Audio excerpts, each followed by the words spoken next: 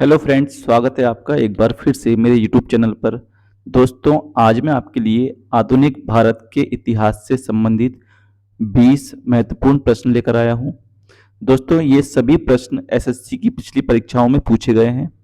और दोस्तों, ना केवल ये एसएससी के लिए बल्कि आप एसएससी के अलावा किसी और परीक्षा की तैयारी कर रहे हैं, यदि प्रतियोगी परीक्षा की, तो उन परीक्षाओं की दृष्टि से भी ये सेशन काफी महत्वपूर्ण होने वाला है। दोस्तों, इसमें 20 महत्वपूर्ण प्रश्न हैं आधुनिक भारत के। और दोस्तों, ये आपकी परीक्षाओं के लिए बहुत महत्वपूर्ण होने वाले हैं। तो चलिए दोस्तों, शुरू करते हैं हमारे आज के पहले प्रश्न से। हमारा आज का पहला प्रश्न है, भारत छोड़ो आंदोलन 1942 में किस महीने में शुरू किया गया था?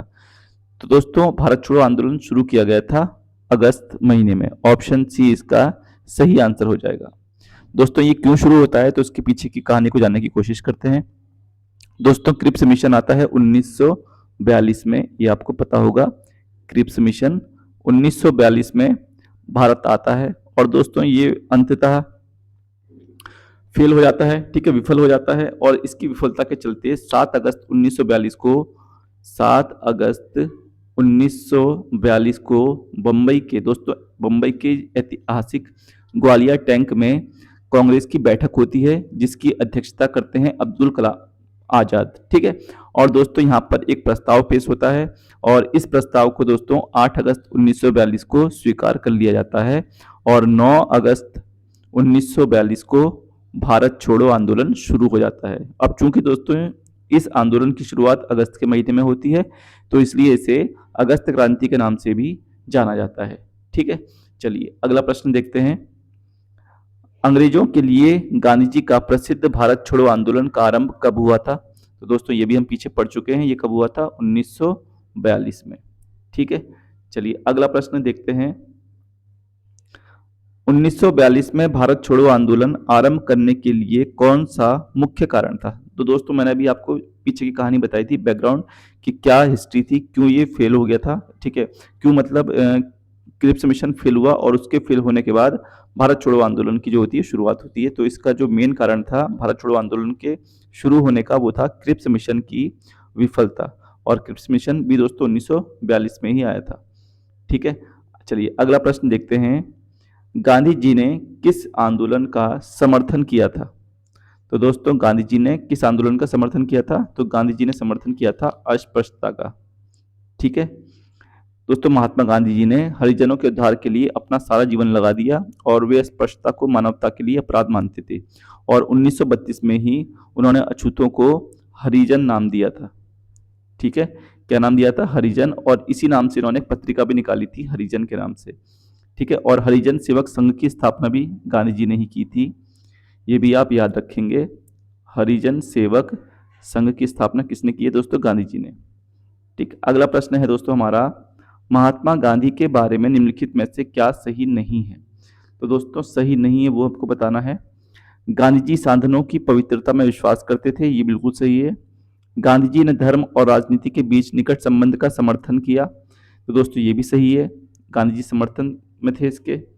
गांधी जी ने राजनीति को धर्म से पूरी तरह अलग रखने की वकालत की, दोस्तों ये गलत है, ठीक है। गांधी जी अहिंसा में विश्वास करते थे, ये सही है। तो ऑप्शन सी जो है दोस्तों, वो हमारा सही आंसर हो जाएगा। एसएससी सीजीएल दोस्तों 2015 में ये प्रश्न पूछा गया है, ध्यान रखेंगे, इंपोर्टेंट क्वेश्चन है। अगला प्रश्न है, महात्मा गांधी के अनुसार संसार में सबसे शक्तिशाली बल निम्नलिखित में से कौन सा है? तो दोस्तों, गांधी जी के अनुसार सबसे शक्तिशाली बल जो है वो है वीर की अहिंसा, ठीक है। दोस्तों, ऑप्शन ए इसका सही आंसर हो जाएगा। अगला प्रश्न देखते हैं, भारत में कैबिनेट मिशन किस लिए भेजा गया था? तो दोस्तों, कैबिनेट मिशन को भेजने का जो पर्पस था वो था शक्ति के अंतरण के लिए एक संवैधानिक व्यवस्था निश्चित करने के लिए, यानी कि भारत में संविधान सभा का निर्माण करने के लिए, ठीक है, कैबिनेट मिशन को भेजा गया था। दोस्तों, इसमें 3 सदस्य थे, ठीक है, पैथिक लॉरेंस, स्टैफोर्ड क्रिप्स और एवी अलेक्जेंडर। ये 3 सदस्यीय एक मिशन था जो कि भारत में, ठीक है, संविधान पर बात करने के लिए आया था, ठीक है। और दोस्तों, ये कब आया था? तो ये आया था 24 मार्च 1946 को, ये भी आप याद रखेंगे, ठीक। चलिए अगला प्रश्न देखते हैं। कैबिनेट मिशन भारत आया था, तो दोस्तों कब आया था अभी बता चुके हैं, 46 में, 24 मार्च 1946 इसका सही आंसर हो जाएगा। चलिए अगला प्रश्न देखते हैं। 1939 में सुभाष चंद्र बोस ने किसे हराकर कांग्रेस पार्टी के अध्यक्ष चुने गए थे? तो सीजीएल 2015 में भी आया है और ये पैट 2021 में भी प्रश्न पूछा गया है। ठीक है, तो दोस्तों ये जरूरी नहीं है कि अगर इस एसएससी में आया है तो किसी और एग्जाम में नहीं पूछा जाएगा। दोस्तों ये प्रश्न जो है स्पेशली तो ये एसएससी में पूछे ही गए हैं, लेकिन अन्य परीक्षाओं की दृष्टि से भी ये काफी महत्वपूर्ण होने वाले हैं आपके लिए। ठीक है, तो दोस्तों सुभाष चंद्र बोस किसे हराकर कांग्रेस पार्टी के अध्यक्ष चुने गए थे? ठीक, तो दोस्तों ये चुने गए थे पट्टाभी सीतारमैया को हराकर। दोस्तों ये अधिवेशन था त्रिपुरी। ठीक है, और त्रिपुरी जो जगह है वो एमपी में है। ठीक है, और दोस्तों 1939 में जो सुभाष चंद्र बोस जी थे, इन्होंने जो गांधी जी के कैंडिडेट थे, समर्थित कैंडिडेट पट्टाभी सीतारमैया, इनको हराकर कांग्रेस के अध्यक्ष पद का चुनाव जीता था। लेकिन गांधी जी इस बात से सहमत नहीं थे। ठीक है, और जब गांधी जी सहमत नहीं थे तो दोस्तों गांधी जी नाराज हो गए थे। तो गांधी जी की इसी नाराजगी को दूर करने के लिए सुभाष चंद्र बोस ने जो है वो अध्यक्ष पद से इस्तीफा दे दिया, और अध्यक्ष पद से इस्तीफा देने के बाद जो कांग्रेस के अध्यक्ष बनाए गए वो बनाए गए सरदार क्या नाम, सॉरी, राजेंद्र प्रसाद। ठीक है दोस्तों, किसको बनाया गया? राजेंद्र प्रसाद को बनाया गया। ठीक है, राजेंद्र प्रसाद, इनको कांग्रेस का अध्यक्ष बनाया गया 1939 में सुभाष चंद्र बोस के इस्तीफे के बाद। ठीक है, चलिए अगला प्रश्न देखते हैं। 1937 में किन दो राज्यों में गैर कांग्रेस मंत्रिमंडल थे? तो दोस्तों 1937 में चुनाव होते हैं और चुनाव में कांग्रेस को बंगाल, पंजाब और सिंध, बंगाल, पंजाब और सिंध, यहां पर तो पूर्ण बहुमत नहीं मिल पाता है। ठीक है, पंजाब में दोस्तों आती है यूनियनिस्ट पार्टी, पंजाब में यूनियनिस्ट पार्टी और मुस्लिम लीग, तथा बंगाल में दोस्तों आती है आपकी कृषक प्रजा पार्टी। ठीक है, सिंध में भी दोस्तों गैर कांग्रेसी मंत्रिमंडल का गठन हुआ था। तो ऑप्शन के हिसाब से जो हमारा सही आंसर हो जाएगा वो हो जाएगा ऑप्शन ए। ठीक है, चलिए अगला प्रश्न देखते हैं। निम्नलिखित में से किसके बीच सही मेल है? ठीक है दोस्तों, एसएससी एमटीएस में पूछा गया है ये 2013 में। ठीक, और इसमें आपको सही मेल बताना है कौन सा है। तो असहयोग आंदोलन, तो दोस्तों कौन थे इसके जनक असहयोग आंदोलन के? गांधी जी। तो ये तो गलत हो गया हमारा।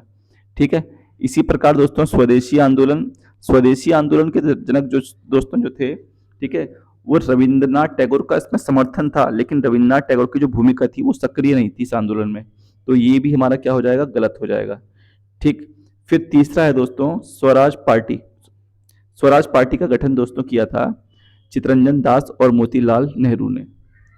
ठीक है, और इसके अलावा दोस्तों बचा क्या? भारतीय राष्ट्रीय सेना, INA। ठीक है, IMA, इंडियन मिलिट्री अकेडमी इसको बोलते हैं। इसकी स्थापना दोस्तों किसने की? सुभाष चंद्र बोस ने। ठीक है, तो हमारा सही आंसर हो जाएगा ऑप्शन ए। ठीक, इंडियन नेशनल आर्मी, INA की जो स्थापना थी वो सुभाष चंद्र बोस ने करी है। तो हमारा सही आंसर हो जाएगा ऑप्शन सी दोस्तों, बिल्कुल करेक्ट आंसर हो जाएगा इसका। अगला प्रश्न है, निम्न को काल क्रमानुसार व्यवस्थित कीजिए। तो दोस्तों इसको हमको व्यवस्थित करना है कि कौन सी घटना सबसे पहले हुई थी, ठीक है, और कौन सी सबसे बाद में। तो चारों ऑप्शन में हम देखते हैं दांडी यात्रा, साइमन कमीशन, पूना समझौता और गांधी इरविन समझौता। दोस्तों इसमें जो सबसे पहली घटना हुई है वो साइमन कमीशन हुई है। ठीक है, साइमन कमीशन दोस्तों कब आता है? 1927 में आता है। ठीक, इसके अलावा जो दूसरी घटना दोस्तों वो हुई है, तो वो हुई है दोस्तों आपकी दांडी यात्रा। ठीक है, दांडी यात्रा दोस्तों कब हुई थी? 12 मार्च से 6 अप्रैल 1930, यानी कि 1930 की घटना है। ठीक, इसके बाद दोस्तों क्या होता है? गांधी इरविन समझौता होता है। ठीक है, और ये कब होता है? 5 मार्च 1931, 27, 30, 31 और बचा क्या? पूना समझौता। दोस्तों ये होता है 24 सितंबर 1932 को। ठीक है, तो हमारे जो ऑप्शन हो जाएंगे सेकंड, फर्स्ट, फोर्थ, थर्ड, तो ये हमको मिलता है ऑप्शन बी में। तो हमारा जो दोस्तों सही आंसर हो जाएगा वो हो जाएगा ऑप्शन बी, 2143। आई होप दोस्तों आपको ये समझ में आ रहा होगा।